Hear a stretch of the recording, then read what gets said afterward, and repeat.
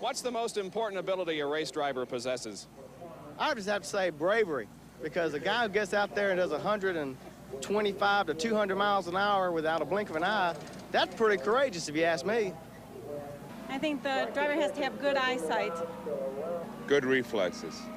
I think one of the most important abilities is to put together good race sponsorship. Good mechanical knowledge.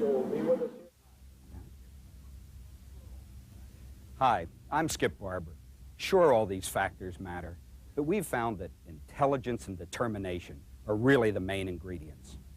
What we'd like to do in this presentation is show you the areas of skill that a driver needs to master and the areas of knowledge that he needs to acquire, and then put these skills and knowledge in a logical progression so that you can see what the race driver has to do to really go faster.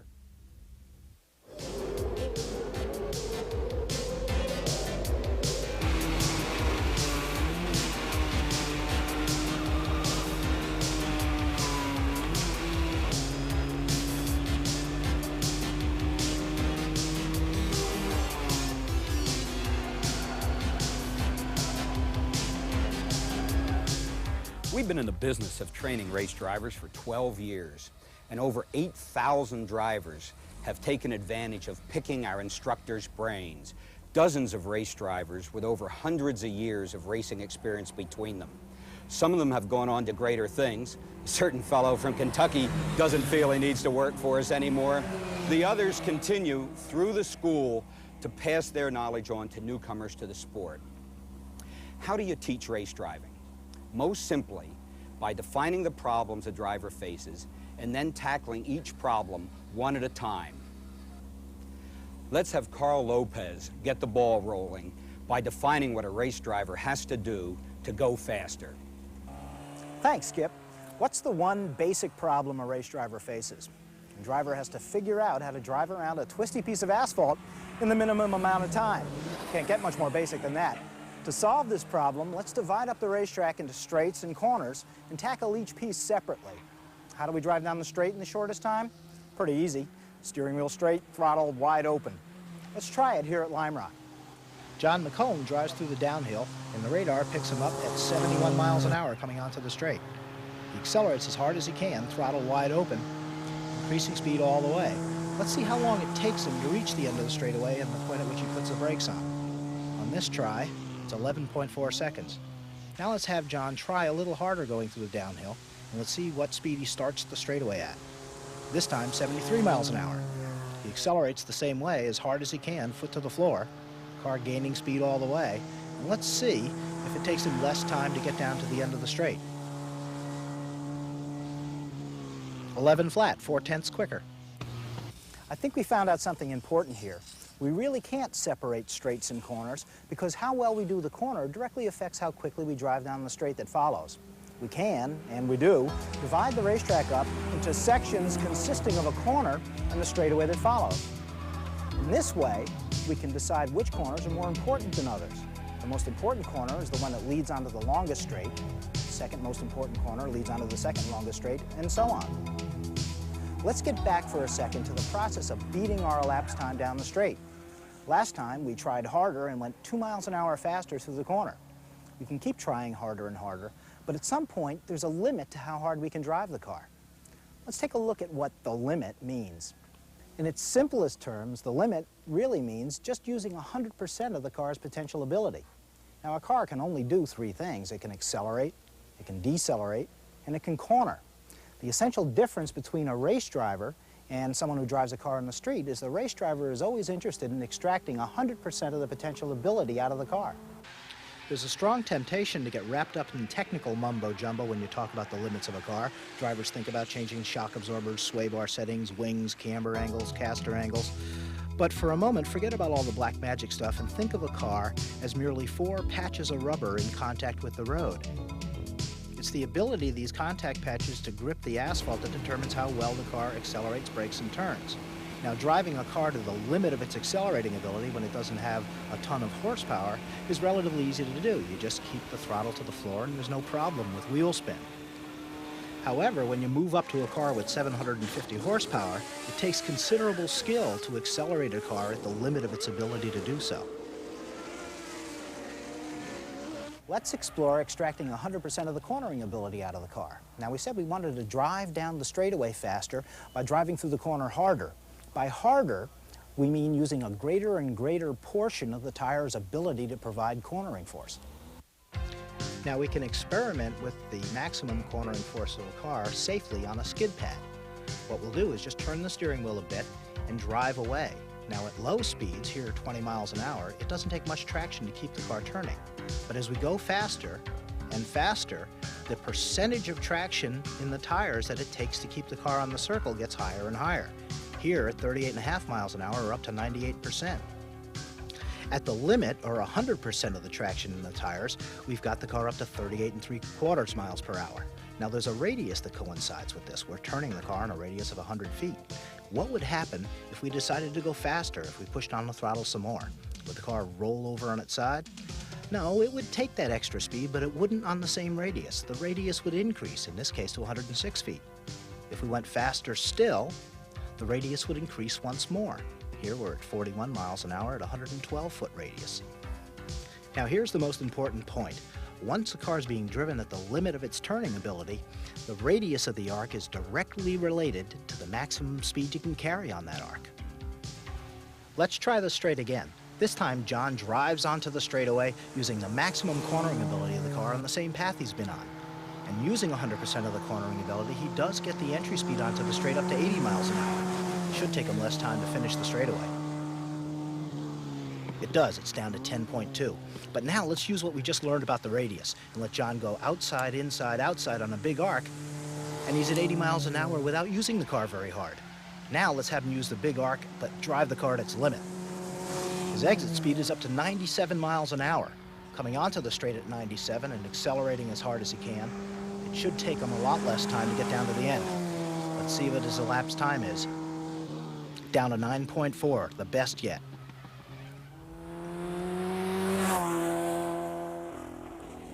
This whole business of running long radius arcs through the corners is the crux of finding the racing line.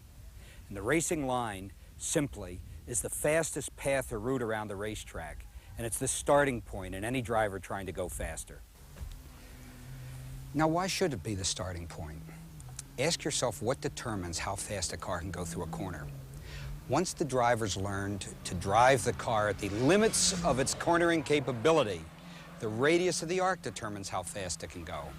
The line, in other words, determines theoretically how fast a car can go in a corner. Next thing to consider is what one thing determines how fast a car can go at the end of a straight. The speed it carries onto the straight really does that. Again, the biggest arc through the corner yields the highest straightaway entry speed and the fastest time down the straight. I'm assuming here that the maximum acceleration of the motor's being used.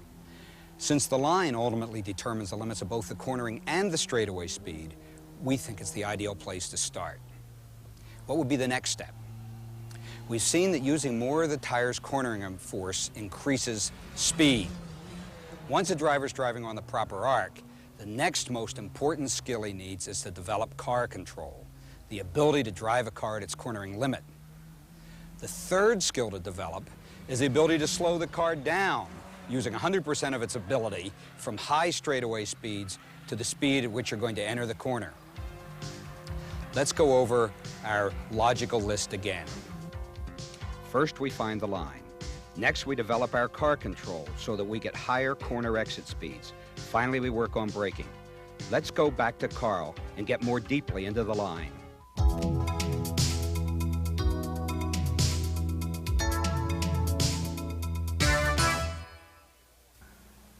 Okay, let's start with a simple corner. What we're going to try to do is to make the biggest possible radius arc through this piece of road that we can. We're going to start at the very outside edge of the road, and with one smooth turn of the wheel, put the car on an arc that just touches the inside edge and then just touches the outside edge again on the way out. Let's take a look at our reference points. We have the turn in, the apex, and the tracking out point. What we'd like to be able to do is, with one smooth turn of the wheel, connect these 3 points with an arc with a constant radius to it. Let's take a look at how the steering wheel is turned. What we'd like to do is to get to our turn-in point and turn the wheel once, just enough to set the car in an arc that touches the inside edge of the road at the apex and touches the outside edge of the road again at the track-out point. Looks pretty easy, but there certainly are a lot of mistakes you can make. The first one you can manage to make on the line is just not being accurate with car placement. You'd like to get the car right on the edge of the road at the turn-in, the apex, and the track-out. In this case, we're 3 feet wide at every reference point. Let's take a look at the differences just a small mistake can make. If we miss our turn-in point by a foot, the apex by a foot, and the exit by a foot, our maximum speed through the corner is limited by an arc that connects those 3 points. You can see that that arc has a tighter radius to it than the arc we would have if we did it perfectly. In this case, it would cost us 1 mile an hour through the corner. Now, 1 mile an hour doesn't sound like a big deal, but watch the driver in the blue car miss the apex by about 1.5 feet, and the driver in the orange car hit it right on the button. He's able to go 1 mile an hour faster down the straightaway, and that's 1.5 feet per second. On a long straightaway like this at Watkins Glen, that's plenty enough of an advantage to pass by the end of the straight. Let's take a look at mistakes that we can make by not being accurate on our turn-in. In this example, the driver turned earlier than when the proper turn-in point is. His hand-eye coordination makes him turn the steering wheel enough to get down to the inside edge of the road. But when the car reaches the inside edge of the road, it arrives there earlier than the proper apex. Now remember, one of the things we wanted to accomplish was to be able to drive through the corner with 1 turn of the steering wheel from the turn-in point to the exit. In this case, if the driver holds the steering wheel in the same position, he's going to run out of road, and it's natural to try to turn the wheel tighter to keep the car on the racetrack. Now, if you're going very slowly, it's easy to turn the wheel tighter and the car will respond and actually be able to turn on that tight radius arc late in the corner. But think about what happens if we come screaming into the corner using 100% of the turning ability of the car and arrive late in the corner and try to make the car take that tighter radius. You can turn the wheel all you like, it's just not going to happen. Now, early apexing when you're driving the car at the limit is going to get the car off the racetrack, but we can use the symptom of having to turn the wheel tighter at the exit of the corner to identify the early apex. Watch the driver have to tighten the steering wheel to keep the car on the road at the exit. Now, if we can turn early, we certainly could turn late also. This driver turns after the proper turn-in point, and it certainly looks safer in the second part of the corner. But the disadvantage of turning late and apexing late is that the radius you need to run is much smaller than on the proper arc. The symptom is that if you're in the second part of the corner and there's road left to the outside, you'll probably turn too late and apex too late. Let's take a look at that in the race car. We're going to drive up to the corner and turn in at the blue cone, which is later than it should be. 1 turn of the wheel touches the apex later than it should be, and at the exit of the corner, there's 20 feet left to the outside. Now, late apex is something you wouldn't want to use every lap, but if you were confronted with a corner you'd never seen before, you could intentionally turn into the corner late as a way to find the proper racing line.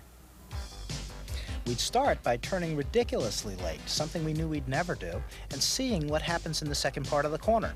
If there's road left to the outside, that's an indication of a late turn-in and a late apex. So next time you'd turn sooner and see what the symptom was. We're still later than we could be, so on the next try, we'd turn earlier still, aim for an earlier apex, and see where the car ended up. In this case, right on the edge of the road, so we've got it. Then what we do is to establish reference points for our turn-in, apex, and track-out, and practice driving on that proper line lap after lap after lap. This late apex technique is a great, safe way to find the way around the racetrack. Let's let Skip wrap it up. So there we have the basics of understanding the line. Again, the primary idea is to make the gentlest, biggest radius arcs through the corners. We've dealt here, of course, with the simplest corner, a 90-degree constant radius turn. Certainly, there are many other factors that complicate and change the line. The shape of the corner is one variable. Is it an increasing, decreasing radius corner or a hairpin? Pavement changes, here at the Meadowlands, for example, have a great effect. Elevation changes also alter the line. Let's review all of this. And let's recall the symptoms of apexing too early and too late. If you need to turn the steering wheel more at the exit of the corner, the turn-in and the apex were taken too early. On the other hand, if at the exit of the corner there's road left on the outside, the turn-in and the exit were probably too late. recognizing, reading these symptoms is a simple and effective way of finding the perfect line. Once we've solved the problem of the racing line, the next logical step is to work on car control. Peter Kuhn's up at the skid pad. Let's go have some fun.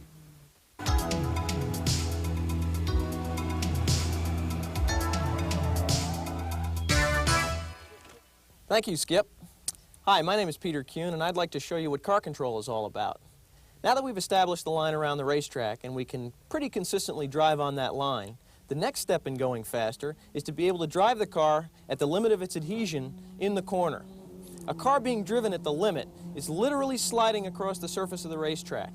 Car control is the ability to start, stop, or maintain that slide in the corner. Let me put my helmet on and we'll go out and give it a try. Now, I know you're saying that I was already wearing my helmet, but let's go give it a shot.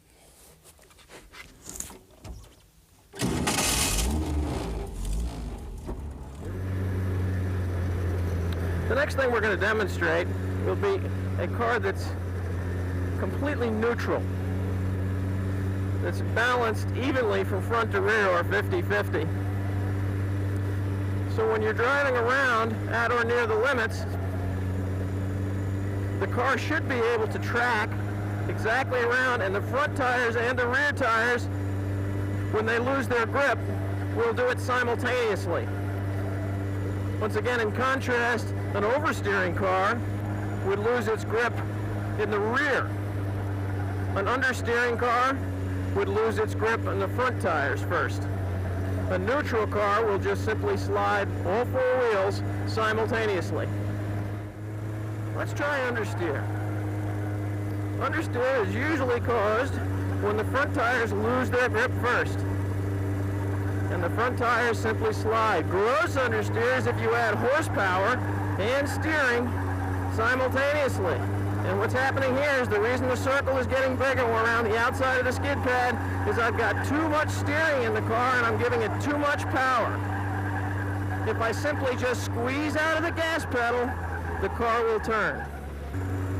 This time, I'm going to just squeeze out of the throttle a little bit as we're understeering here. Let's see what happens. Let's see here. I won't move the steering wheel at all, and let's see how much the car actually turns. It turns right into the circle. So by easing off the throttle pedal, we can get the car to turn because we've simply transferred weight from the rear back to the front, and since we're turning, that's where we want the weight. That gets us out of an understeer. There are a couple different ways that a car will oversteer and what causes that. One way oversteer occurs is by what we call trailing throttle oversteer. It's when you're driving along and you just simply lift out of the gas pedal while the car is at or near its limit. So here we are driving along, everything feels pretty good, and I'm just going to simply lift out of the gas pedal, and out the rear end comes. What's happening there is by lifting out of the gas, it's transferring weight to the front tires, which suddenly say, boy, that's terrific, I've got plenty of bite now. They turn more, the rear tires then get unloaded, and they want to slide, and we'll try that one more time. We're driving along, everything's terrific, the car is pretty close to its limits at this point. I simply lift out of the gas pedal, and out the rear end comes. Let's try a different type of oversteer. We'll get the car out to its limits here. We're right on the edge, you can hear the tires squealing. The next type of oversteer we're going to demonstrate will be power oversteer. You'll hear I'll rev the engine, I'm going to just nail the gas pedal to the floor, and by doing so, it will spin the rear tires. Okay, let's give it a try here.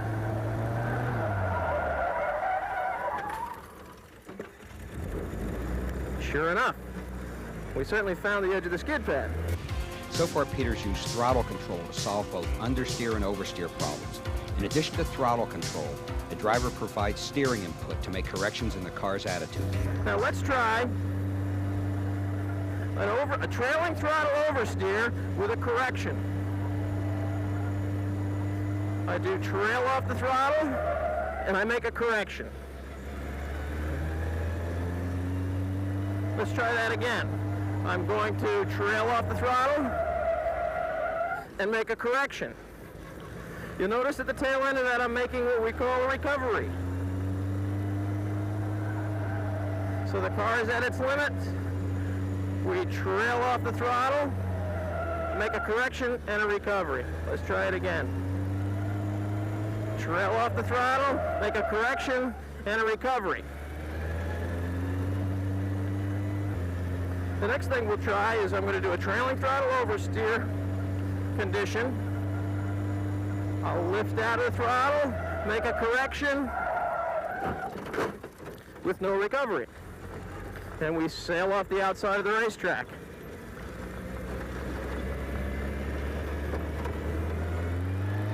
That type of situation is far more common when a driver will have the car slide out from under him and go sailing off the road on the inside and not know what happened. He's simply not making a recovery quick enough. He's making a nice correction, but not making a recovery. Here we go again. Trail off the throttle, make a correction and a recovery. One more time. Trail off the throttle, make a correction and a recovery. In order to go quickly in a race car, it's not an uncommon situation to get an oversteer condition. What you want to try to avoid is when a tire is sliding, to make it slide more. One way of making it slide more would be to add throttle. Let's try that. So we'll get the rear end to come out, add a lot of power, and around it comes.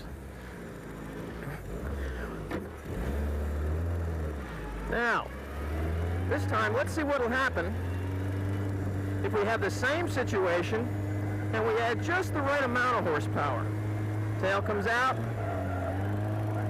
I caught it with a little bit of power, and we went back straight again. Tail comes out, make a correction, and catch it with just a little bit of power. The key words there are a little bit of power. The car doesn't want 100 horsepower at that point when the tail comes out. It didn't want 100 horsepower then, and hence the reason we spun. If I came back and I gave it maybe 25 horsepower, maybe 30, maybe 40,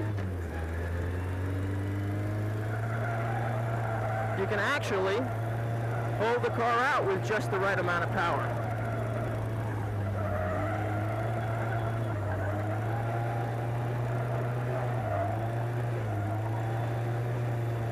I'm constantly just steering into the skid.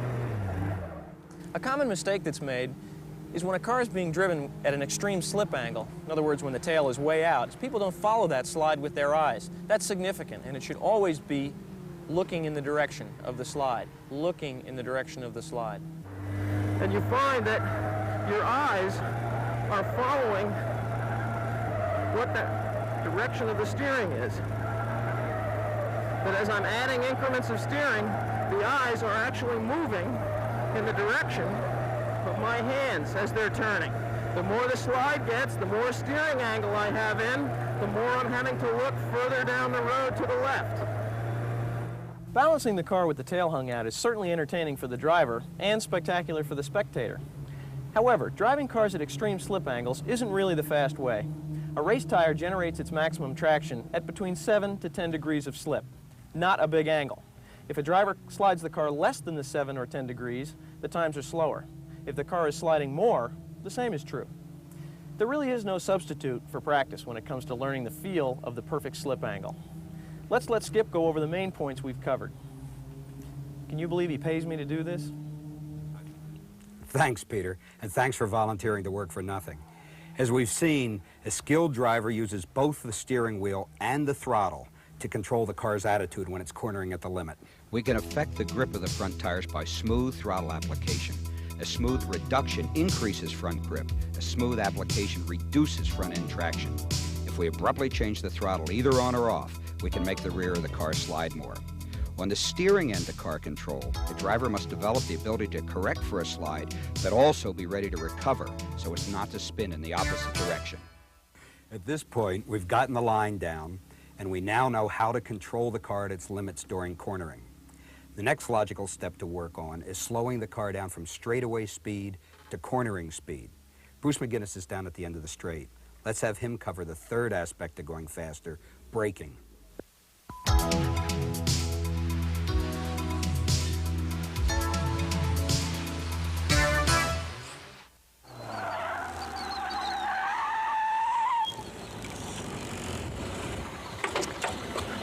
Hi folks, my name is Bruce McInnes, and what we've just seen is a very good example of what we call threshold braking, which is the ability to bring the car very quickly and efficiently to a lower speed from very high speed on the straightaway. One of the things we spend a lot of time on in our school is the ability to brake and balance the car in hard braking in a straight line. We also really concentrate on turning with the brakes on, and the educated race watcher watches the nose go down under hard braking. It should stay down when you blip for your downshift. It should stay down when you turn. And as you turn in, the outside of the car stays down, the inside rolls up, and all four tires turn at different speeds. And this is something we look for in the program. The ability to do that enables you to brake later, to keep the nose loaded when you turn, which keeps the car stable under hard braking in the corner, and also it gives the car the ability to rotate as you trail off the brake to oversteer, and that enables you to open the throttle on a better angle to the apex and give you more exit speed. So there's nothing bad about turning with the brakes on. In fact, the emphasis in racing today is to turn with the brakes on, which is really the only advance in racing that's taken place in the last 15 years. Neat technique. Before we get to specific skills, let's see what good braking can do for a driver. The blue car here pulls alongside going down the straight, but the pass will be made in the braking zone. The driver on the left uses the braking traction of the tire closer to the limit and consequently can drive closer to the corner before braking. Just 15 feet closer can mean the difference, as it does here, between second and third place. How do we attain 100% of a car's braking potential? Let's start with a little physics. When a race car is at rest, it has a certain weight distribution. That is, its total weight, in this case 1,000 pounds, is distributed between the front and rear tires. In this car, it's distributed 50-50, 500 pounds on the front and 500 on the rear. When the car decelerates, inertia transfers weight from the rear to the front. The harder the tires push on the road, the better they grip. The front pair of tires end up with better braking traction than the rears, and this bias in braking force toward the front is designed into the car. Although in most race cars, this bias is actually adjustable. Now, if a driver hammers or pounces on the brake pedal, the front tires try to slow down before adequate weight transfer takes place. The result is locked front tires. Instead of slamming on the brakes, you should move your foot quickly from the throttle to the brake pedal and squeeze hard. How hard should we squeeze? Ideally, hard enough to make the tire turn 15% slower across the road surface than it would without the brakes on. Tire engineers agree that maximum braking traction comes at about 15% of slip. What happens when we push too hard? Lockup. With the wheels locked up, two bad things happen. One, we flat spot the tires, and two, the tires lose 30% of their grip, which translates to stopping distances 30% longer. The proper reaction to lockup is not, contrary to popular belief, pumping the brake pedal. A good driver relaxes the pedal pressure until the tire begins rolling again, restoring 30% of the traction lost.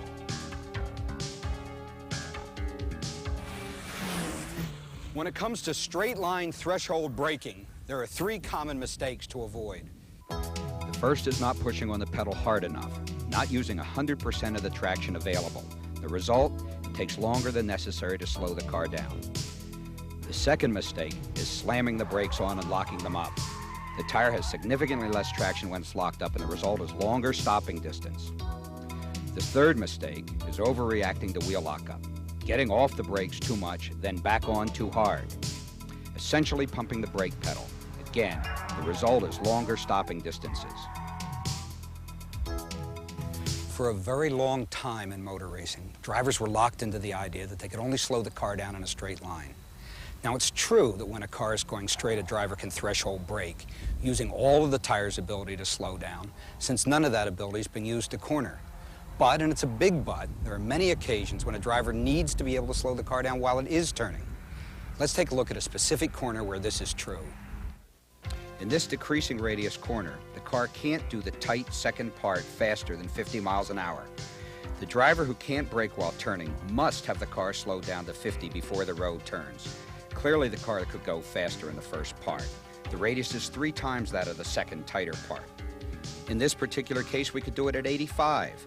The straight line braker would probably sense that they're going 35 miles an hour too slow and would accelerate again. Accelerate up to the slowest part of the corner and then put the brakes on again. Accelerating to the slowest part can't be right. Why not start braking in a straight line, then mix braking and turning? Say 20% braking and 80% turning, and decelerate to the slowest part of the corner. Gradually going from 75 to 50 miles an hour. We've managed to put the brakes on later than the straight line braker. Consequently, we're faster at the end of the straight, and we're faster from the first turn-in point all the way to the second turn-in point of the corner. He's limited himself because he's convinced he has to do all his braking on the straight. We have an example here of threshold braking being followed by the driver trailing off the brakes as he enters the corner and slowing down the car as quickly as possible. This particular car has too much rear bias, which is why the tail came out. In some instances, we don't threshold brake at all. In this left-hander, the driver actually turns into the corner before he slows the car down, mixing braking and turning. We believe that to be a complete race car driver, one should be able to slow the car down while it's turning. Trail braking alone won't take seconds off your lap time. But we found through the use of our onboard computer that it definitely is faster. Call it trail braking, brake turning, weight management, or whatever. You can bet that successful race drivers use it, whether they're conscious of it or not. Watch the best drivers enter corners. If their cars have brake lights, see where the lights go out. Braking is a complex skill, and trail braking is just one aspect of slowing for corners. Let's let Bruce finish up on the subject. Thanks, Skip. One of the best things a racing car does today is brake, and we're often asked how deep into the corner we should trail brake. Any braking, straight line or trail braking, depends very much upon the amount of speed loss needed to enter the corner. If we need to lose 100 miles an hour, there'll be a lot of threshold braking and trail braking. Less speed loss requires less of each. Another factor is how early into the corner we need our cornering force. In very tight corners, we need a lot of cornering ability just past the turn-in point, so we trail off the brakes quite quickly. Sometimes we need to lose just a little speed, and it makes sense not to threshold brake at all, but to brake more lightly so as not to upset the balance of the car. In this situation, we might also consider just simply using our left foot on the brake and not taking our foot off the gas. We trail the brakes just slightly past the turn-in point and have a nicely balanced car ready for an aggressive application of throttle. Sometimes a small amount of speed loss can be managed without the brakes at all. Just a lift off the throttle can slow the car enough. However, we have to be careful not to continue that lift too much past the turn-in point and create a TTO. A wildly tail-out car would probably cause us to get the power on later, causing us both exit speed and lap time. In racing, you have to really know where to go slow as well. And one of the real character builders in racing is trying to brake later than you should. Rather than just being brave in braking, you can use a reasonable procedure for braking later and later. Step 1 is to be certain that we're using maximum braking. Push harder and harder at the same braking point each lap until we get a little lockup. Then start moving the braking point closer to the corner each lap. When you're so deep that the throttle comes on later, that's too deep. Remember, 10 feet earlier on the power typically means 1/10 of a second, while 10 feet later on the brakes usually means only 1/100th. Certainly you can see that braking is a big part of this sport, but I wish it were that simple. The hard part in racing is to be able to brake and downshift at the same time. If you release brake pressure when you blip for your downshift, for every foot you release, you must brake that much earlier. The purpose of the downshift is simply to be in the right gear for the exit of the corner, and to talk about that is Harry Reynolds.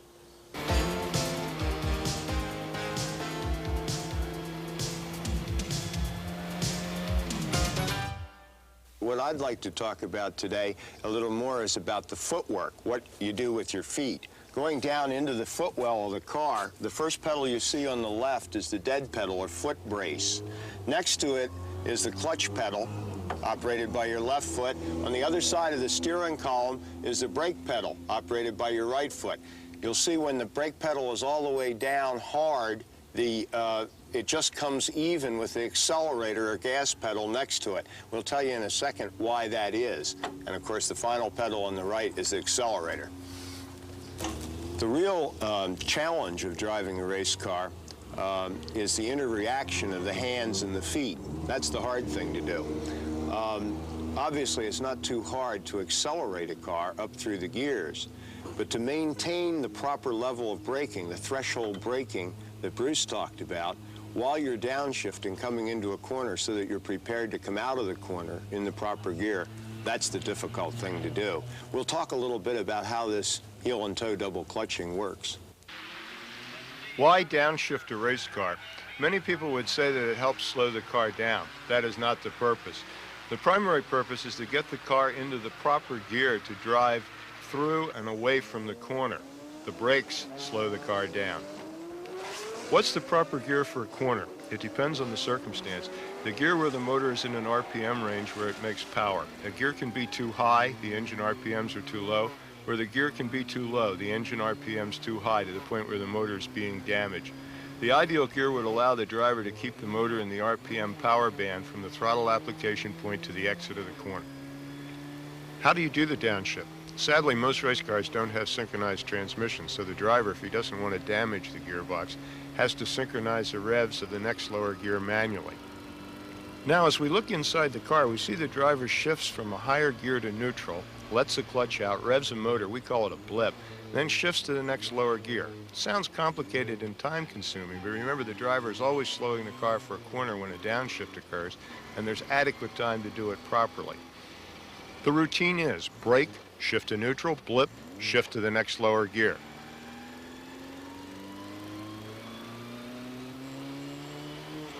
The driver's foot must be on the brake pedal even during the blip. We heel and toe to be able to continue braking and blip the throttle. Actually, you don't use the heel and toe, but the ball and the right quarter of your foot. As you can see, things are getting a little more hectic. Where do we shift? Certainly we can do it too soon. Shifting down a gear just as you touch the brakes would over-rev the motor. We can do it too late, after the throttle application point, and there we'd be groping for a gear when we should be hard on the throttle accelerating for the next straight. Anywhere between these two extremes is okay. A driver would prefer to do the downshift while going straight. One of the most common downshifting mistakes that leads to spins is if the driver underblips, doesn't rev the motor high enough in neutral to make the clutch engagement smooth. If the motor is turning too slowly, the compression of the motor will try to slow the rear tires as the clutch comes out, and around it goes. Should a driver go through every gear, go from fourth to third to second, for example? Our advice would be yes, unless the car is slowing so quickly that there isn't time to move the lever that fast. Listen to this downshift. Good job. Fourth to first with a big blip, in gear and ready to accelerate out of the corner. We feel double clutching is an important skill to learn. But what happens when the clutch fails 1 hour into a 12-hour race? Don't panic. Here we see a driver shifting without the clutch. The main thing to remember is bigger blips. A skilled race driver could nurse the gearbox by double clutching for 11 hours without damaging it. A guerrilla race driver would soon have to park it. It is our feeling that one should learn how to drive a race car the right way, not the easy way. Race driving is not easy, and anyone who thinks so is wrong. What it is exciting, challenging, and rewarding, especially if done well. So far, we've been doing our homework, understanding the line, working on our car control, developing our footwork, and understanding braking. Now it's time to take these skills to the track. Let's go with Carl Lopez as he explores Lime Rock and tries to go faster. Lime Rock is a 1.53-mile circuit in northwestern Connecticut with a majority of fast sweeping curves and some breathtaking elevation changes. The first corner is called Big Bend, a decreasing radius corner that's a good trail braking entry and a heck of a challenge in the middle to slow the car down for the tighter part. The left-hander is an important compromise corner where a late apex is the key. The left-hander is always slippery. It's followed with the very challenging and off-camber right-hander that leads onto No Name straightaway. Your first real thriller is the uphill, a corner where you can drive in earlier than you think you can and get caught by the hill when the car compresses. West Bend is pretty straightforward, 90-degree right-hander, but no room for error at the exit. The downhill will get your attention also. You turn in when the car compresses at the bottom of the hill, and it can be taken in many cars flat in top gear. When we head out onto the racetrack, one of the first things we want to think about is that we're going to start with the racing line. We're not in a hurry to go fast. And regardless of the racetrack we're driving on, what we're first looking for is our reference points, where we're going to turn the car into the corner, what we're looking for apexes, where our brake points are going to be. Let's start here. In the left-hander, for example, you want to keep the car high. It's a very late apex, and you want to help yourself by looking at the curb early in the corner. In the right-hander, there's a good reference point for a turn-in. There's a chunk of asphalt missing. There's a point at the curb that marks the apex better than a pylon.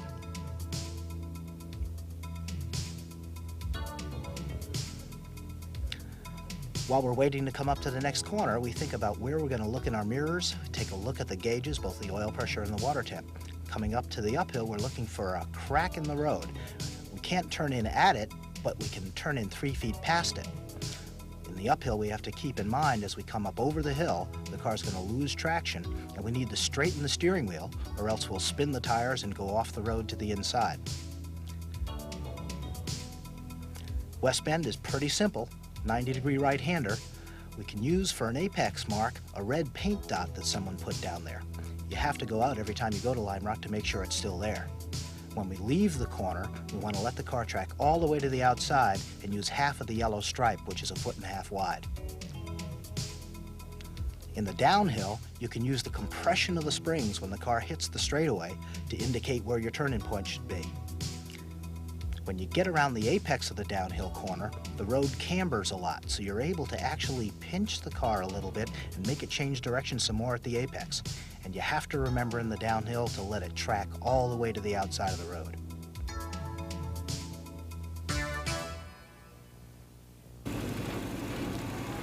Okay, let's get down to business. We have an idea of where our reference points around the racetrack are.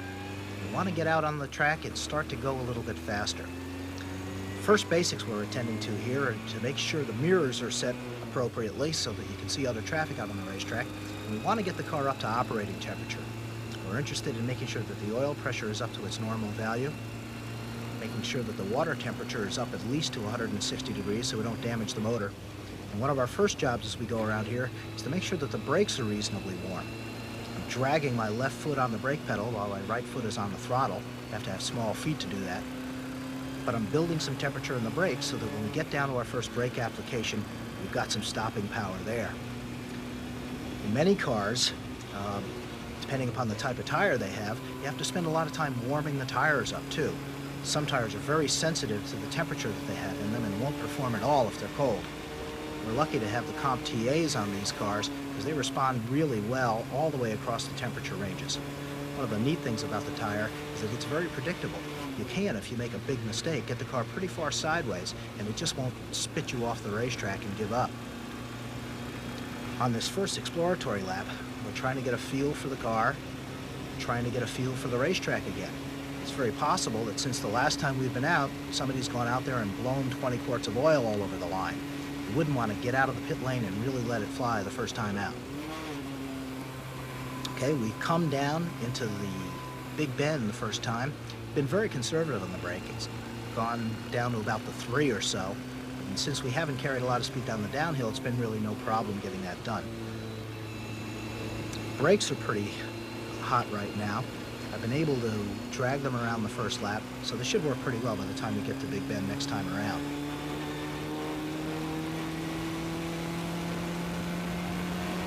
Okay, the engine's good and warm, so we're starting to accelerate harder going up to the uphill.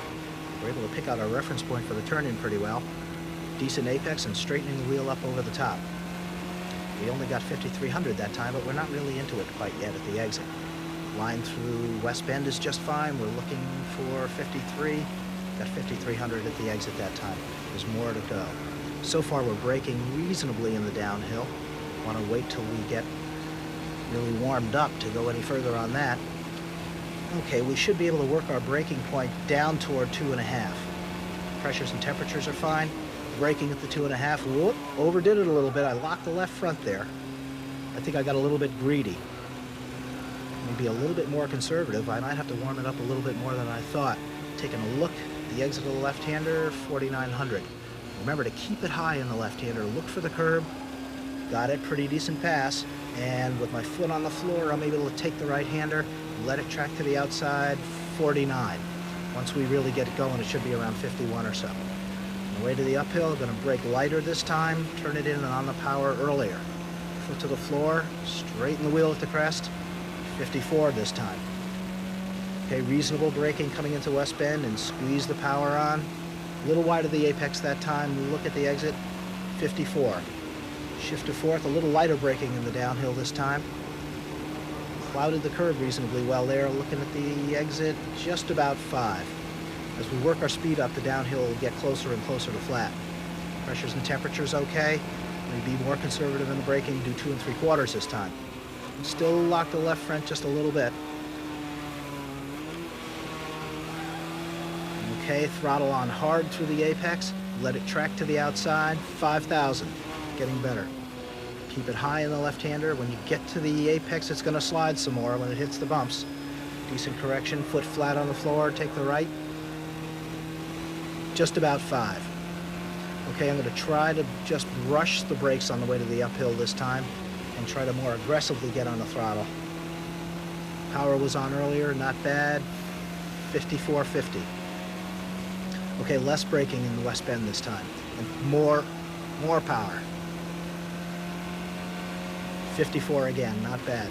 Okay, much lighter braking in the downhill, turn it in. Flat on the floor, gotta let it track in the off camber, it worked. 5,000. Okay, Peter's been behind us on the way, just pointed him by. He's safely by and directly ahead of us. Let's see how his line looks.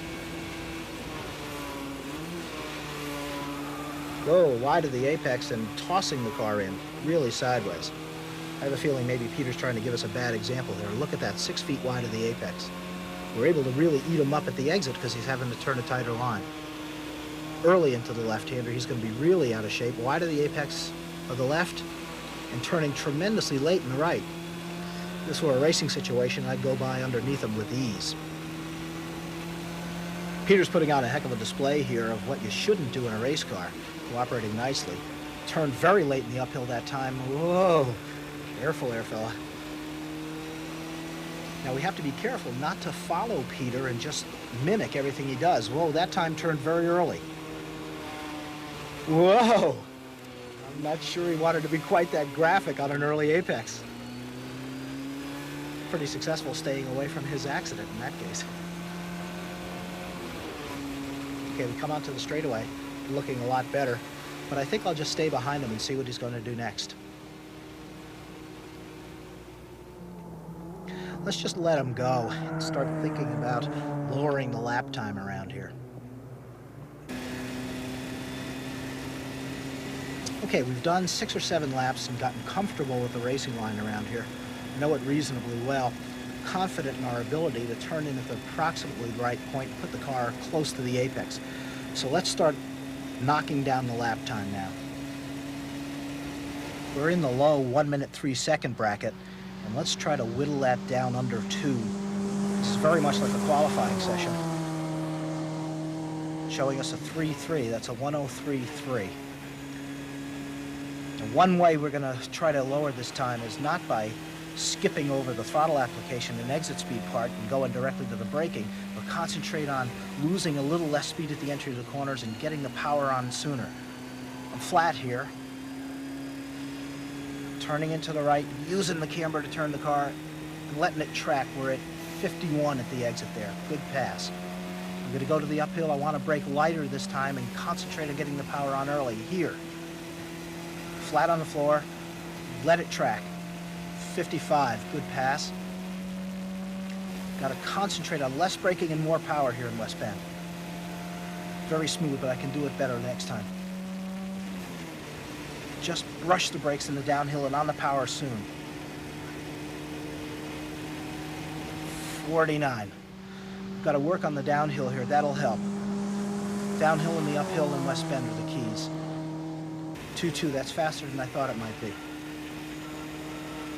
Okay, a little light braking in the middle, second gear, and try to get the power on full. Good, it's home free. 5, almost 51. Left-hander, be conservative, compromise. Okay, power's on flat, a little bit of a correction there, slid more than I wanted it to. Clouded the curb harder than I wanted it to. Still got 51 at the exit, so that's not bad. Okay, uphill, light braking and early throttle application. Get it home early. Flat. Hit the hill. 56, all right. Want to get on the power really early in West Bend. Just tap the brakes and on it. Good, hit the curb more than I wanted to. 55, good. Quick shift to fourth. No brakes, flat.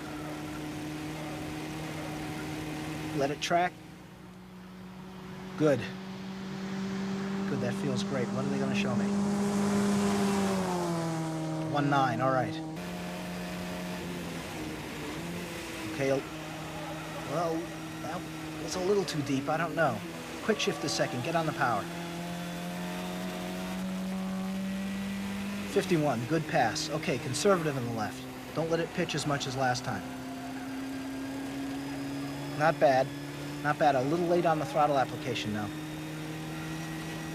51 at the exit again. One of these days I'll get 52. Okay, very light braking and really early power here. On the power. Ooh, hit the curb more than I wanted to. 55 again. Okay, let's do west bend like we did last time. Just a touch of the brakes and on the power early. Ooh, too much curb. 55, still a good pass. Okay, flatten the downhill. Little lift. Right on the line, that's the best I've done. Can't use much more road at the exit there, I'll be in the dirt. What are they showing?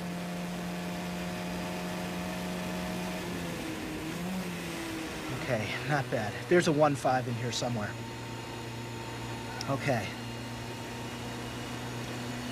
Now it's tempting to just give up and drag the car into the pit lane, but you have to take care of the car on the way in also. You've got to let the brakes and tires cool down, let the motor temperature drop 20 degrees. If we just bring it in hot, we can literally boil the fluid in the calipers if you brought it in with the discs and calipers red hot. You also want to make sure that even though it's a cool-off lap, you crank your mental attention up as high as possible. A lot of cars have been written off on a cool-off lap. Although it feels slower than you've been going, it's very easy to forget that you're still going over 90 miles an hour. Taking a good look at the water temperature gauge down to, well, it's about 170 now. Maybe it'll get to 165 before we pull in. I haven't used the brakes yet on this lap. Trying to let the air go over them and cool them off. Okay, I've got my left hand in the air, letting anybody behind me know I'm heading for the pit lane. I keep the car to the right coming in so that anybody online would pass me on the outside. Okay, again, I want to use very light brakes as I bring the car in and not store up some heat in the pads and calipers. Whew, that was fun. Let's go to Bruce up in the tower. I think he's got more technical stuff to talk about. Let's first take a look at a graph that will graphically demonstrate the three areas of work that the car can do. One of the first generalizations we made was that the car is capable of braking, turning, and acceleration. On the horizontal line, we'll graph the car's cornering potential. Let's say that we've tested this particular car and it could give us 1 G of cornering force. We were lucky enough that this car turned right as well as it turned left, so its potential on the left side of the graph is the same. If we wanted, we can use amounts of cornering force anywhere along this red line. Let's take a look at its other capabilities. Let's put its ability to brake on the vertical line. If the car is capable of cornering at about 1 G, it should be capable of braking at 1 G. Again, we have the option to use any portion of its braking ability along the red line, if we want to. We could graph acceleration on the bottom side. In reality, very few cars are powerful enough to accelerate at 1 G. But what about mixing abilities? If we instrument a car and identify all of the different combinations of acceleration and cornering that this car is capable of, we could then plot these on this graph. As the points accumulate, they make up a shape of the bottom half of the circle. This semicircular graph is the beginning of the friction circle. Once again, this graph is a great way of looking at the combination of abilities that the car is capable of. Most race cars brake and corner far better than they accelerate, so the shape of the bottom of this graph is proportional to this ability. In most cases, it's a little flatter along the bottom. Once we've found a line, our next step to going faster is to begin our acceleration as early as we can. If we start accelerating during the corner, we're going to somehow mix the ability of the car to accelerate with its ability to turn. Take a look at a combination here. If we begin putting on the power and accelerating on the way out of the corner, what happens to our cornering force? It decreases. Put on more power and it decreases again. Now, as the cornering force decreases, what is going to happen to the radius of our arc? As we drive out of the corner, the radius of the arc slightly increases. Once we start getting serious about squeezing on the power and carrying speed onto the straightaway, we are going to have to be prepared to unwind the steering wheel slightly as we come off the corner. What about mixing the braking and turning abilities of the car? Let's use the instrumented car again and find all the braking and turning combinations, plot them, and we've completed the friction circle. Let's use the friction circle to follow a car through a trail braking entry into a corner. First, maximum braking. Less than threshold would be lower. At threshold braking, how much cornering force is available? None.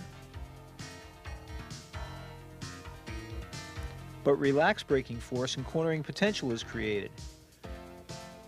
Relax more braking and we get more cornering force. Following the circle, we see that we have a car that gains cornering force on the way in and loses it on the way out. Our early concept of a single radius arc through the turns has gotten slightly more complicated. In reality, we have a slightly decreasing radius arc into the corner and a slightly increasing radius arc out. Still, the reference points we found for our turn-in, apex, and track-out by using a single radius are essentially the same. I like the friction circle because it's a great way to visualize how the car approaches its limits. When we were working with Chris Wallach of MRG developing our onboard computer system, we had Chris design in the friction circle as one of the system's primary graphic displays. Now we have the ability to punch in the coordinates of a corner we want and follow the car through the braking zone and into the corner. This driver is not perfectly straight when he's braking, although his braking level is quite good.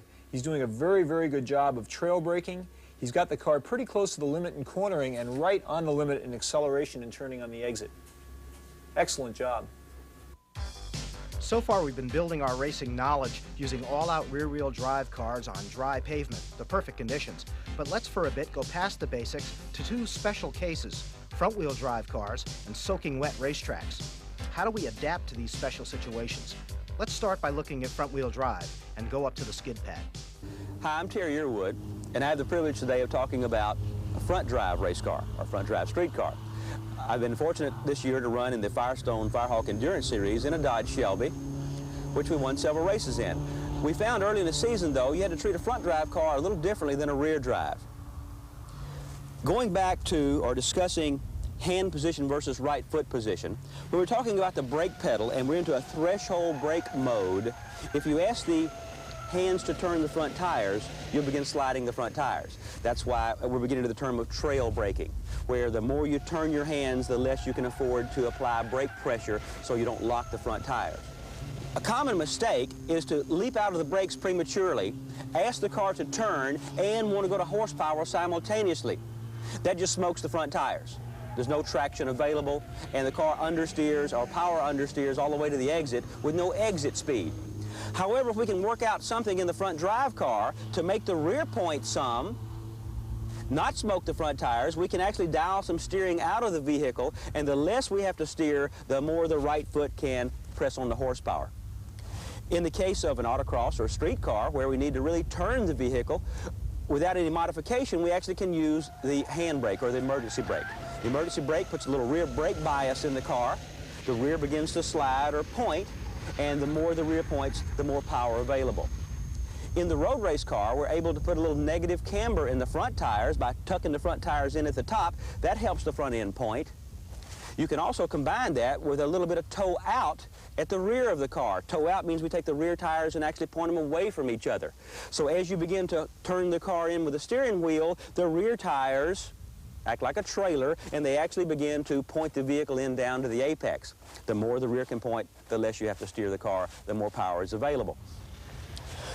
A big plus in a front drive car, especially in an autocross or a racetrack situation, is once you begin to slide the rear, if you have made a mistake and over-rotated the car, the rear end's coming around more than you really like to, you actually can dial in your steering input like a rear drive car, but the big plus here is you can actually begin to squeeze back some power, and the front end will tug itself back straight.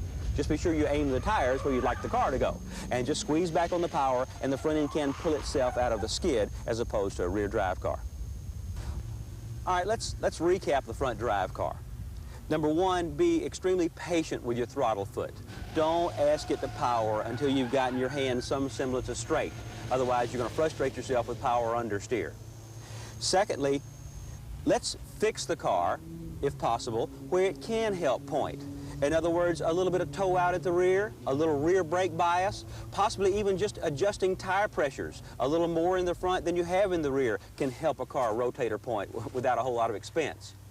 And if you do get the car over-rotated, if the rear end really wants to come around with you, dial your steering correction in, and in the front drive car, you can squeeze back on a bit of power, and the front end can actually begin to tug itself back straight.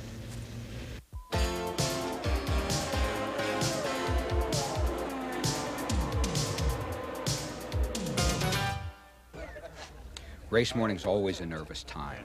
Drivers with years of experience can't shake the butterflies. You try to be calm, but it's nearly impossible, especially if it's your first race. It helps if all the details are in order. You need to know the schedule, and you should be ready on time. If you're racing your own car, all but the last-minute prep should have been done the night before. Your driving equipment should be ready and all in one place. Dress a little early. First underwear and socks, then the suit. Shoes made of Nomex with leather bottoms. Head soccer balaclava. Helmet with a clean visor. And of course, we want the best gloves possible. Okay, we're just about ready. Let's hope the sun is shining and there's no rain in sight. I hate the rain. I hate the rain. We absolutely hate it.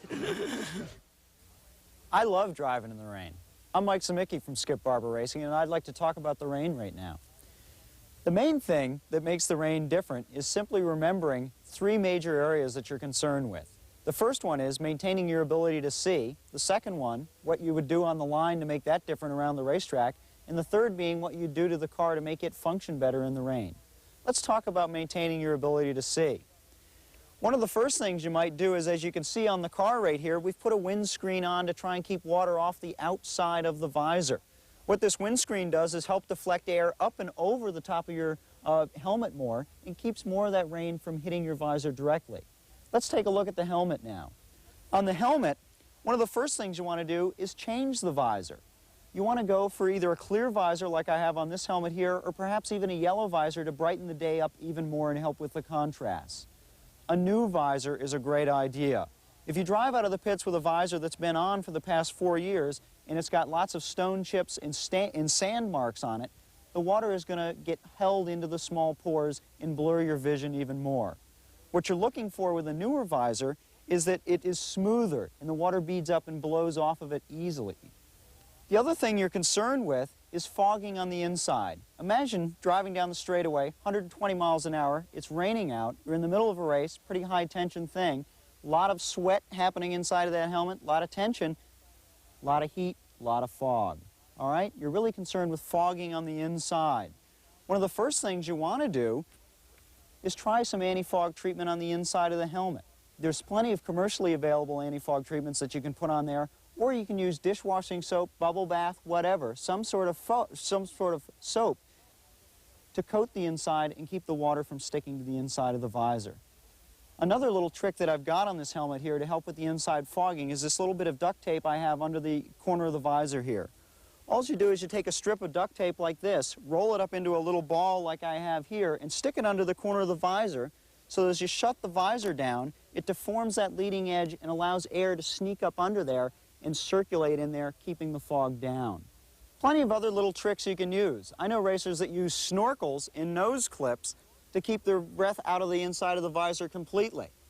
Any little trick that works, no matter how dumb it looks, whatever else. If somebody's laughing at you as you're driving out of the pits with a snorkel and you win the race, the laugh's on them. Let's take a look at the car now. Three major areas you're concerned with the car in the rain. The first is roll stiffness, brake bias, and then the third would be rain tires versus dry tires. Let's talk about roll stiffness first. In the rain, what you want to do is soften up the sway bars to allow that car to roll easier with less cornering force. We've got a sway bar here on the back of the car that we can see quite easily, and as you can see here, I've got about 5 inches of travel left on it. What you would do to this sway bar in the rain is either move it right out to the end of its travel, putting it at full soft, or potentially even disconnect it. So you want to soften up both the front and the rear sway bars. Brake bias is the next thing you want to be concerned with. In the dry, you get quite a bit of force transfer to the front tires under braking. In the wet, you don't get quite as much, so that more weight or force is staying on the rear of the car. So what you really want to do is to crank in or adjust in some more rear bias. Lots of race cars have an adjustment knob on the dashboard now. And what you would want to do on a test day is establish a baseline for how many turns of that knob that you'd put in to go out in the rain. Maybe 2, maybe 4, whatever it is on your race car. If you don't have that adjustment, you'd certainly want to do the same thing with the adjustment down in the footwell and figure out your baseline setting for going out in the rain. So you'd want to adjust that brake bias. The third thing, and it's one of the most perplexing things for most people going out in the rain, is rain tire versus dry tire. A key thing to remember in the whole dry tire versus rain tire dilemma is the fact that a dry tire works better in the wet than a wet tire works in the dry. Let's go out to the racetrack and take a look at things. There are two fundamental ways we're going to change the line for the rain. In this example, Mike is driving on the normal dry line, theoretically the correct way, and he's going to generate an exit speed of 61 miles an hour. In the second example, he's going to drive around the outside of the corner, where it's more granular, no oil, and it's not polished. His exit speed is going to be 5 miles an hour faster. When it's wet, one of the easiest things to change is where you drive on the racetrack. Does the car lose as much cornering ability as it does acceleration ability? Let's take a look at the monitor and find out. What's coming up on the screen for us now is a friction circle. The corner that's being illustrated is Big Bend, which is a fast right-hander. What we have here is the braking coming up down into the end of the straightaway, cornering loads feeding in with trail braking, and then the trail braking slowly tapering out until at this point right here it's just cornering and then blending into the acceleration. We've looked at the friction circle for a dry racetrack. Let's take a look at one for the wet and see what the difference is. What we've got coming up on the screen now is the friction circle for the wet line through Big Bend, the same corner that we were just looking at. As you can see, the braking level is much lower and the level of trail braking is much lower, so everything doesn't work quite as well. In the wet, your braking force drops down to about 0.6 of a G. Your cornering in the dry, which was 1.3, drops down to 0.65 of a G. That's a 36% loss in braking, a 50% loss in cornering.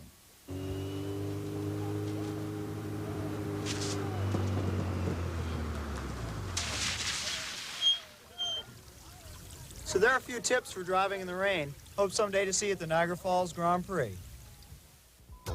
The second basic line change we make capitalizes on the car's relatively big braking and accelerating capability. We light apex all the corners. In other words, brake relatively hard, change the car's direction a lot at relatively low speed, then concentrate on acceleration. Effectively, we make the racetrack a series of drag strips and braking zones. Wet or dry, the flags are critical. The yellow flag's the most important. It always means caution and no passing. It's more severe if it's waved, in which case a car might be blocking the track and you should be prepared to stop. The black flag means the driver needs to report to the pits. Sometimes it's given to the entire field and they all go to the pits. The passing flag is a way of signaling to the driver that there's a vehicle overtaking him and he should be prepared to give way. The green flag means the course is open. It's also the flag the starter uses to start the race. The white flag means a slow-moving vehicle, either a broken race car or a service vehicle's on the track. You can pass that vehicle. The meatball means there's a problem with a car. It's a great time to look at your instruments before seeing your mechanic. The red flag is used differently in different parts of the world. Basically, the course is closed and you should stop. It's the only flag under which you stop on the racetrack. The striped flag used to be an oil flag, now is really a slippery flag. The checker flag means the race or the practice session is over. Great time to make up your excuses. Hopefully, the understanding of racing concepts at least reminds us of how important it is to develop the physical skills and the areas of knowledge we've worked so hard on. How do we know we're improving? Up to this point in the video, lap times have been our measure, but ultimately the true yardstick is the race. Given equal cars, the most skilled driver finishes first, the least skilled last. It's the racing version of the report card. Let's put 16 identically prepared Formula Fords together and see who's learned their lessons best. Hopefully one of our instructors. But before we put Carl in a Ford and go racing, let's consider the whole problem of the start. Even if you've raced successfully for years, like many of these drivers in the Barber Pro Series, the start of a race gets your heart pounding, especially at a historic place like Watkins Glen. Of course, anxiety is not the best emotion to carry with you into the car. You've got to be ready to be either very aggressive or careful at an instant's notice. You want to be able to respond to the mayhem that sometimes accompanies a start And you want, above all else, to avoid being the cause or the victim of a first corner accident. Some folks, of course, are wonderfully lucky despite being horribly aggressive. Watch this guy. Okay, we're pulling out on our pace lap. At the tail end of the field here. A couple of things we have to keep in mind at the start here. We want to warm up the brakes and tires. With T8 radials, there's no real tire warm-up that you need to do. They perform pretty well in all temperature ranges, so they're ready to go right off the bat. But it is important to get the brakes warm, because the first thing you're going to do down in turn one, get the brakes on, try to outbrake people in passing situations. Now, good at the back here, you're always anxious to get as many places as you can at the start, but you got to temper that with some caution. The race is 28 laps long, and you'd hate to throw it all away by doing something dumb in the first 300 yards of the race by trying to really do something dangerous and scary to try to pass a few folks. Now, we're not sure of the pace at the start we're going to run here. John Posey, who's on the pole, and John Thompson outside. John really starts races a number of different ways. You can start them both fast and slow. Now, from a strategy standpoint, you'd like to start them slow in a class of equal horsepower cars, because one of the few advantages you get when you're back here at the end is the advantage of the draft. With all of those cars ahead of you breaking the air, with the same horsepower and less drag, your car will go faster, and it gives you a shot at passing the folks in front of you. Now, one of the strategies involved is to go slow, because the slower you arrive in turn one, the less the draft effect.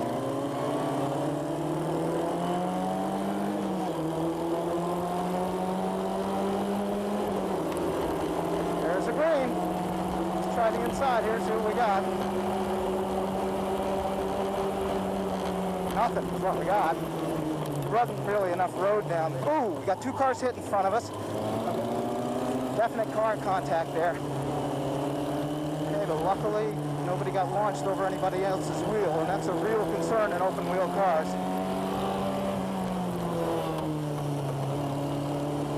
Okay, we got a couple not on the way to turn one, but between turn one and turn three.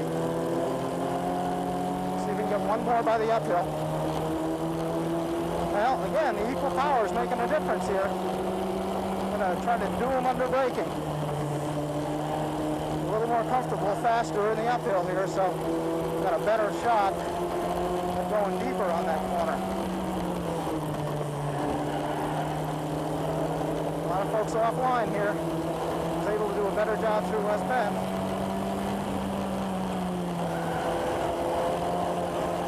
Okay, did kind of a late pass coming onto the straight, to the downhill. Okay, we're not too bad. 2, 4, 6, 7, we're 8th after starting 16th. That's not so bad. I'll take that.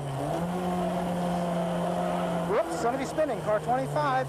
Let's try to go around the outside of him. Whoop, 28 spinning also. Okay, got both of those fellas. They managed to eliminate themselves. That's nice of them. No car contact though. Driver's okay.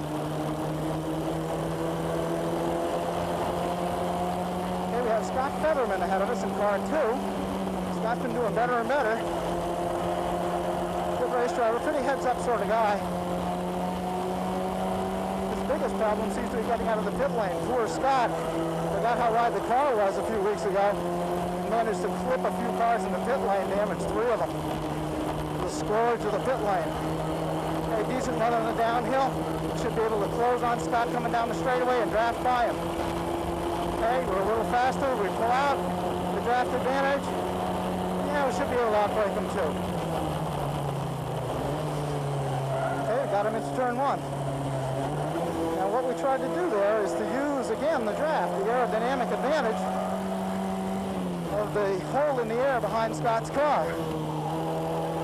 Let's go to Skip and have Skip talk a little bit more about both passing strategy and the effect of the draft. Thank you, Carl. When it comes to passing, there's one major rule. It's the responsibility of the overtaking car to make a clean pass. As two cars approach the corner, the car attempting the pass has to be alongside before the other car is obligated to yield.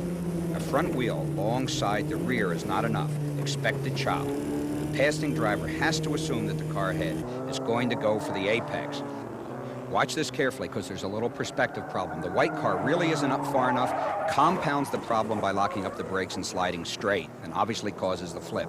At the same time, possibly the blue car should have seen that coming and gotten out of the way.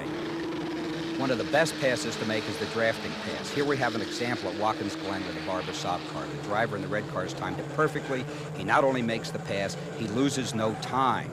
One of the worst things you can do in passing is to make a pass, but consequently lose a lot of time. Watch the black car here. He's made the pass. It's an ill-advised pass. He's momentarily in first place, but he's about to be passed by the red car, and possibly on the ensuing straight, he'll be passed by another car as a result of a slow exit. Having a big motor, of course, is wonderful. Here's an example of a 962 about to pass a Camel Light car using the horsepower, no danger, no time lost. I want to go back to the subject of drafting. This footage is from before Carl's race. We're about to see Carl try to make a drafting pass. He's pulled out too soon. He's not taken advantage of the air that is spilling off the blue car and almost the vacuum that's created behind it. He's going to have to fall back in behind the car. This time he'll do it right. He's got good exit speed. He's approaching the blue car. There's not much air in front of him. He's gaining on the blue car. He makes the last minute pop, and he will go by that blue car. There's nothing the blue car can do about it. Now let's go back to Carl's race and see what of these passing techniques he uses. Again, we're doing these corners around the back reasonably well. I'm not going to try a pass here. I'm going to just be a little patient and try to get car 55 down the straightaway. That's the easiest pass there is. Rather than trying to make up ground around the back here, let's just do the downhill better. Approaching coming onto the straight. That's the easiest way to do it. Okay, we did it a little bit faster. We're letting the draft give us some speed advantage. We take that speed advantage and bring it on by.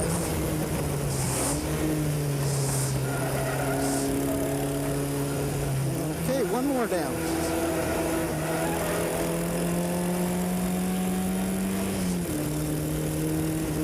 Okay, now we set our sights on car 12 here. Very good line through the left-hander there. It was wide of the apex by a bunch. It's certainly not going to help me catch car 12 any better. Okay, we're fourth now. The first two cars up front. 30 yards to the number 3 car. You can't get overly eager here. It's going to take a lap or two to get the car in front of me. There's no sense trying to make it all up right at the beginning.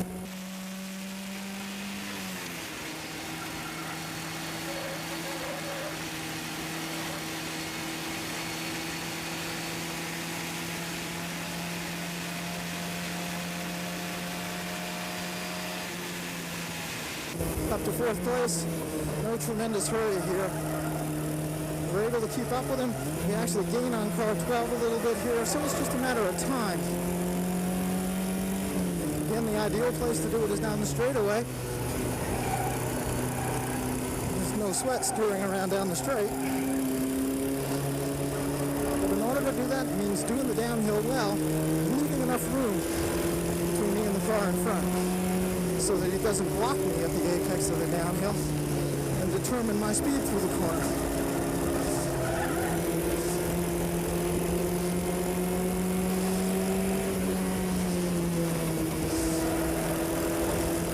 Okay, he was a little wide of West Bend. I think I've got just enough room here to do the downhill just the way I want to. Gain on him coming onto the straightaway. He did the downhill really good pass that time, so this isn't going to be the lap where I'm going to get some momentum and be able to get by. I'm just going to follow him into Big Bend, be conservative. Ooh, is he getting hung out?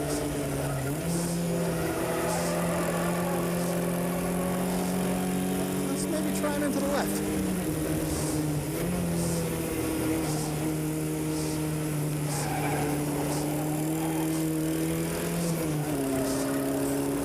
outside, I mean to the left-hander that time. See, as he goes out wide to the right to take the proper line, he leaves the inside open. If I'm good at braking and turning, you just leave my braking later and do my decelerating down to the apex. I arrive at the apex going slower than I normally do, but the important part is the other driver doesn't have any options. He can't go around the outside of me without slowing down a lot.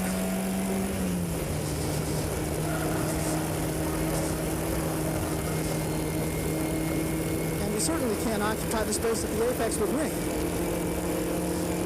Simple draft by on car 25 here.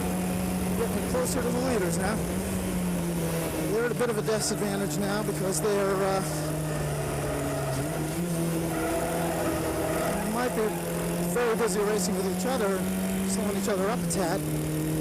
Well, I'm just clear to running their way. Fight for first and second, dead ahead of us. Car 5.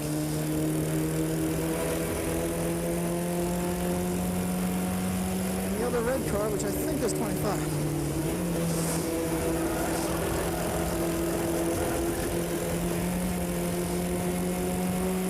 Okay, now if we gotta do the downhill well, we should be able to get a good tow out of a couple of these cars. And this lap might be the lap we can go by. We'll see.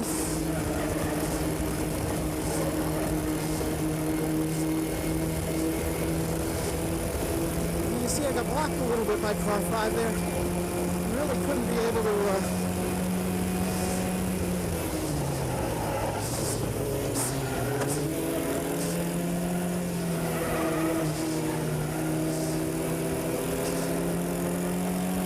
Now I was even with car 5 in the braking zone there, so there was nothing chancy about that pass, and he yielded the line since I was dead even with him in the braking zone. Still, I didn't just assume that I could move out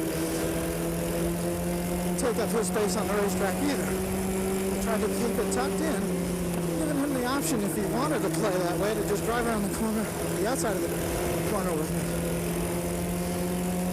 Well, we've got a white flag out that means a slow race car or a service vehicle on the racetrack. And sure enough, there's a blue car pulling off to the inside. It was no problem.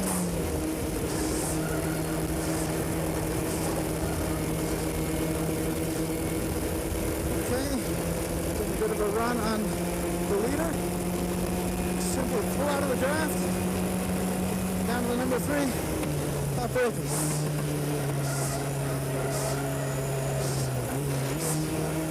Okay, car 25. It looks like car 8 might have gotten caught out in the water that's down around the inside edge of the road in the first part of Big Bend. Someone must have gone up there and splashed some water on the racetrack. I saw that last lap, and it was further to the right of where our normal racing line is, so I was able to avoid it just by being wider.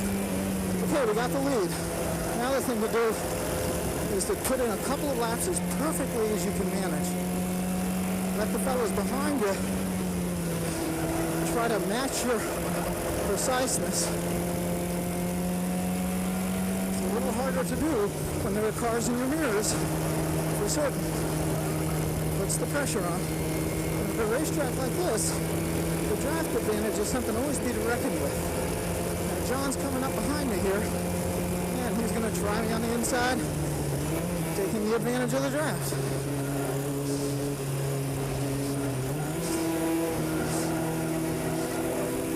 Okay. Let's go back to second again. Lost the position on the draft by.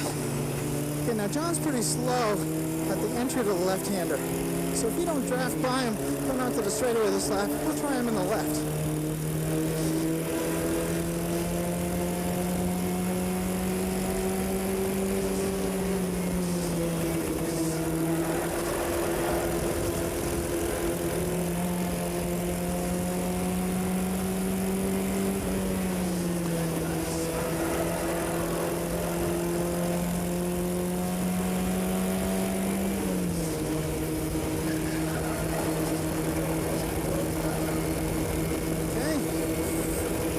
Draft, we're closing on him. We simply pull out of the draft, take a ride by, and do it all in the braking zone.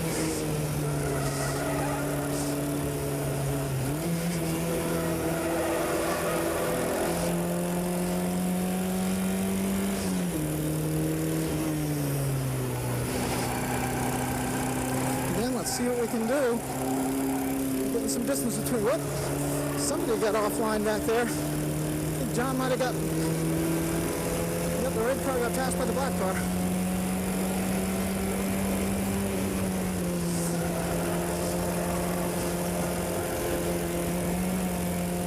We're trying as hard as we can to do perfect laps here. Hopefully to get enough distance on the cars behind us so that the draft doesn't become a factor.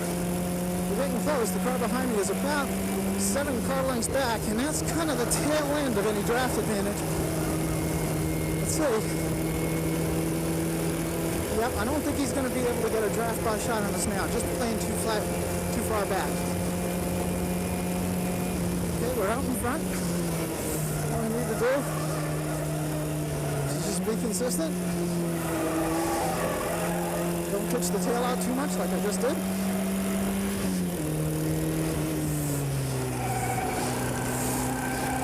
Pressure on the guys behind you to do as accurate a job as you're trying to do.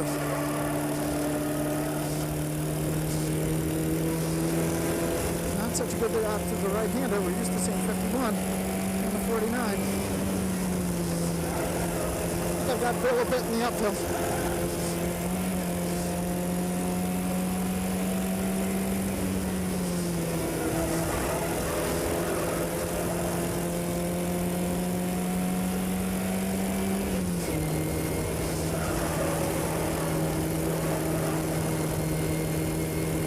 The downhill a tad there.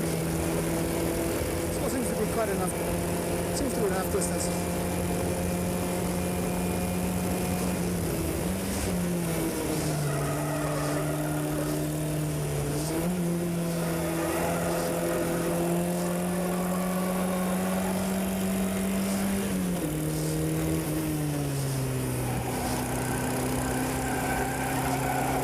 Now let's nail the right-hander this time and put him away. Bad. Let's see if we got 5. 49 again. Felt better. Wasn't a whole lot better. That's great fun. I'm at an advantage in this field, having driven this racetrack about 10,000 laps and for about 7 years, and the folks we're racing against are a real cross-section of the kind of students that run with us.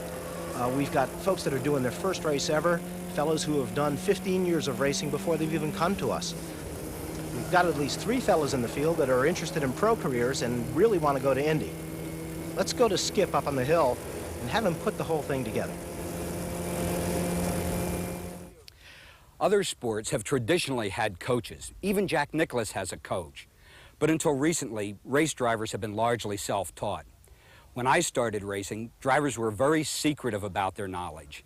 In fact, if another driver told you how to drive your race car, you could be pretty sure he was telling you the opposite of what he thought. That's all changed with the advent of driving schools. The last couple of years, 1/3 of the starting field at Indianapolis have trained with us. And those guys really talk to each other about their car problems and about how to drive the race car. Racing is a tremendously difficult sport that usually takes years to master. And here we are trying in a short tape to tell you how to do it. Obviously, we've only been able to deal with the fundamentals. But as your experience increases, and as you get more time in the car and get confronted with more sophisticated problems, you'll find that the solution to those problems is in the basics we've dealt with here. These methods, these techniques work. You ought to refer back to them. If you are able to go racing, you ought to be realistic about the financial aspects. It always costs more than you would like. And what you need to do is spend your money wisely. You have to get a lot of seat time. You're much better off driving a slow car 15 or 20 hours a year than you are driving a Bullet an hour and a half.